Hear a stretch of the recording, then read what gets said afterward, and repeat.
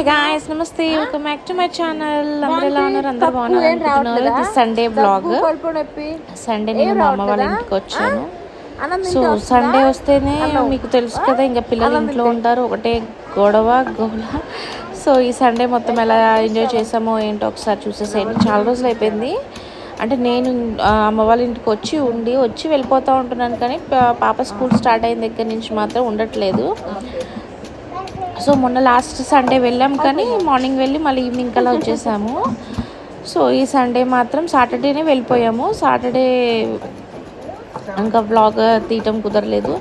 So అస్సలు long videos అస్సలు తీయటం కుదరట్లేదు. కొంచెం పిల్లలతో స్కూల్ అండ్ బాబుని చూసుకుంటూ కొంచెం టైం కుదరట్లేదు అనమాట. సో సండే వ్లాగ్ లాగా తీసాను. అది కూడా కొన్ని బిట్సే. వ్లాగ్ మొత్తం చూసేసేయండి, స్కిప్ చేయకండి, అండ్ నా ఛానల్ సబ్స్క్రైబ్ చేసుకోండి. సో గాయస్, సండే అంటేనే నాన్ వెజ్ అంటేనే సండే. సో సండే కంపల్సరీగా నాన్ వెజ్లో కూడా ఎక్కువ ఏం తినమండి. చికెన్ తింటేనే ఏంటో తినే ఫీలింగ్ వస్తుంది. ఆ మటన్ కానీ, ప్రాన్స్ కానీ, ఫిష్ కానీ నాకేంటో తింటే ఏదో కొంచెం కష్టంగా బలవంతంగా తిన్నట్టే అనిపిస్తుంది. బట్ చికెన్కున్న చిన్నప్పటి నుంచి అది అలవాటైపోయిందేమో. ఎంత మనము చికెన్ కాదు వేరేది ఏదైనా తిందామని అసలు కుదరట్లేదు. సో సండే ఇంకా మేము as usual chicken and bagara rice చేస్తున్నాను అనమాట. సో మమ్మీ మిక్సీ ఎందుకు అని చెప్పి ఇంకా అల్లం వెల్లుల్లి పేస్ట్ అండ్ ఎండు కొబ్బరి దంచి ఇస్తుంది. ఆ లోపల మా అమ్మాయి గొడవ చేసేది ఇంకా స్టార్ట్ చేసింది. అసలు స్కూల్కి వెళ్ళిన దగ్గర నుంచి ఇంకొంతమంది స్కూల్కి వెళ్తే కొంచెం గొడవ తగ్గింది, కానీ మా అమ్మాయికి ఏంటో ఇంకా పెరిగిపోయింది, ఇంకా బాగా గొడవ చేస్తుంది. సో నేను మమ్మీ అక్కడ అల్లం వెల్లుల్లి పేస్ట్ మొత్తం నూరే లోపల ఇక్కడ మా మరదలు మొత్తం వెజిటేబుల్స్ అన్నీ కట్ చేసి పెట్టింది అనమాట. సో ఇంకా ప్రాసెస్ స్టార్ట్ చేద్దాం. యాజ్ యూజువల్ ఎప్పుడు చూసేది. ఇక్కడ నేను ప్రాసెస్ ఏం చెప్పట్లేదు, చికెన్ కర్రీ చేసేస్తున్నానండి. కొంచెం లాస్ట్ దాకా చూసేసేయండి, ఎక్కడ స్కిప్ చేయకుండా. చికెనే అవునా? ఏమంటున్నావు నువ్వు? అవి లేవంటలే. యాక్చువల్లీ ఫ్రాన్స్ ఉంటుందేమో తీసుకురమ్మని చెప్పాను అంట. మా తమ్ముడు వెళ్ళేటప్పటికి లేట్ అయిపోయింది. సండే రోజు కొంచెం ఎర్లీ మార్నింగ్ 6కి 5కి అలా వెళ్తే ఆ ఫ్రాన్స్ కానీ మటన్ కానీ చాలా ఫ్రెష్గా చాలా బాగుంటుంది. ఆల్మోస్ట్ మా తమ్ముడు వద్ద 11 అయిపోయింది.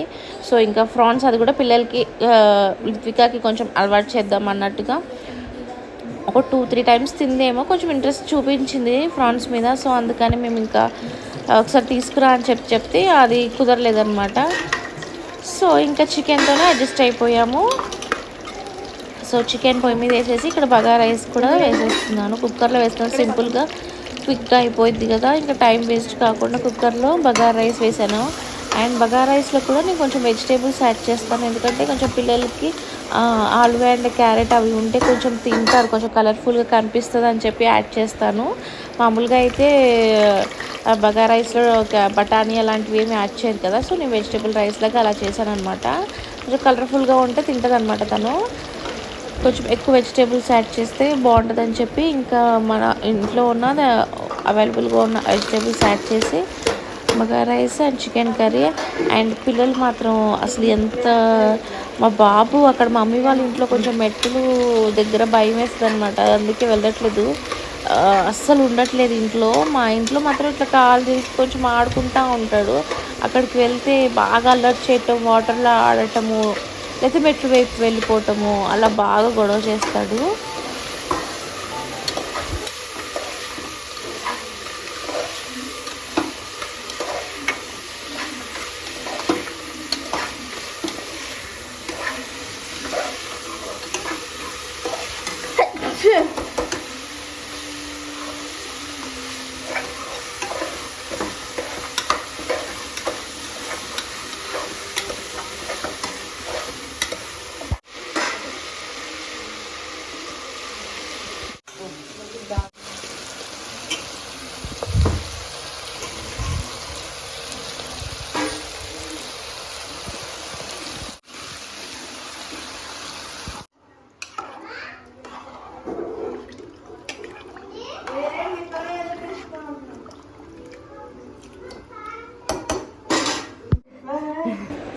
సో ఇంకా రెడీ అయిపోయింది. మా మరదలు మా తమ్ముడికి పెట్టిస్తుంది అనమాట. మా తమ్ముడు బయటకు వెళ్ళాలని అంటే ఇంక రెడీ అయిపోయిన కానీ పెట్టిస్తుంది. బగారా రైస్ అండ్ చికెన్ కానీ చూసి చాలా బాగుంది. హడావిడిగా చేసిన ఫుడ్డే చాలా వండర్ఫుల్గా వచ్చింది, చాలా బాగుంది. కొంచెం నేను స్పైసెస్ మసాలాస్ అసలు ఏమీ యాడ్ చేయలేదు ఎక్కువ, ఎందుకంటే పిల్లలు అస్సలు కారం తినరు. సో అందుకని కొంచెం లైట్గానే కారం తక్కువ వేసి చేశాను అనమాట. అండ్ ఇక్కడ నేను మమ్మీకి కూడా పెట్టించేసాను. ఇంకా బుడ్డోడేమో ఫోన్ చూస్తూ ఆడుకుంటూ ఉన్నాడు. ఇంకా మమ్మీ కూడా లంచ్ చేస్తుంది. ఇంకా లంచ్ చేసిన తర్వాత ఇంకా ఫుల్ పిల్లలతో ఆడుకుంటున్నాం అనమాట. ఇంకా ఈవినింగ్ వరకే ఉందాం అనుకున్నాను, మళ్ళీ నెక్స్ట్ డే మండే స్కూల్ ఉందని కదా. సో అలా కాసేపు పిల్లలతో ఆడించుకొని మళ్ళీ ఈవినింగ్ నేను రిటర్న్ అయిపోయాను అనమాట. సో బ్లాగ్ మొత్తం చివరి వరకు చూసినందుకు చాలా థ్యాంక్ యూ అండి. Thanks for the watching. Keep supporting మీ, సబ్స్క్రైబ్ ఫర్ మోర్ వీడియోస్.